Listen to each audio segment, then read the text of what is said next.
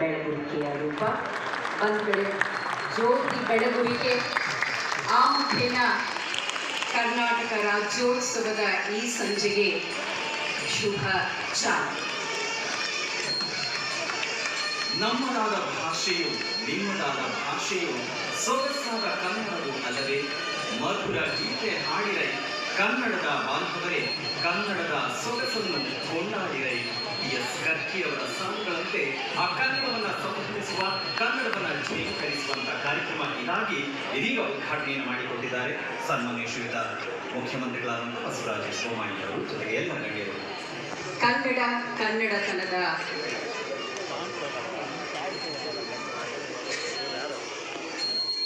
ಬೆಳಗುವಿಕೆಗೆ, ಆ ನಿಟ್ಟಿನಲ್ಲಿ ಮಹತ್ವದ ಹೆಜ್ಜೆ ಇಡುವಲ್ಲಿ ಕನ್ನಡ ಮತ್ತು ಸಂಸ್ಕೃತಿ ಇಲಾಖೆಯ ಪಾತ್ರ ಬಹುದೊಡ್ಡದಾಗಿದೆ.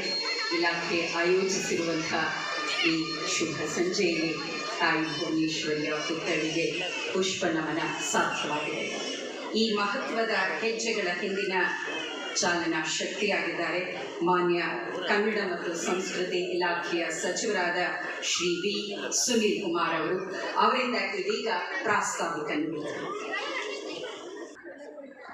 ಹಿರಿಯ ಸಚಿವರಾದಂತಹ ಸನ್ಮಾನ್ಯ ಅಶೋಕ್ ಅವರೇ, ತೇಜಸ್ವಿ ಸೂರ್ಯ ಅವರೇ, ಗರುಡಾಚಾರ್ಯ ಅವರೇ, ಇಲಾಖೆಯ ಕಾರ್ಯದರ್ಶಿಯಾದಂತಹ ಡಾಕ್ಟರ್ ಮಂಜುಳಾ ಅವರೇ, ಪ್ರಕಾಶ್ ಅವರೇ, ಎಲ್ಲ ಪ್ರಶಸ್ತಿ ಪುರಸ್ಕೃತರೇ, ಸಮಾರಂಭದಲ್ಲಿ ಭಾಗವಹಿಸಿರುವಂತಹ ನನ್ನೆಲ್ಲ ಆತ್ಮೀಯ ಬಂಧುಗಳೇ, ಇವತ್ತು ನಾಡಿನಾದ್ಯಂತ ಸಡಗರ ಮತ್ತು ಸಂಭ್ರಮದ ದಿನ.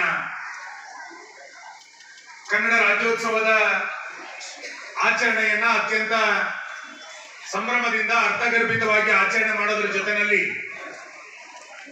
ಕರ್ನಾಟಕ ರತ್ನ ಪ್ರಶಸ್ತಿಯ ಪ್ರಧಾನ ಸಮಾರಂಭವು ಕೂಡ ವಿಧಾನಸಭೆಯ ಮೆಟ್ಟಿಲುಗಳ ಮೇಲೆ ಇವತ್ತು ಐತಿಹಾಸಿಕವಾಗಿ ನೆರವೇರಿದೆ.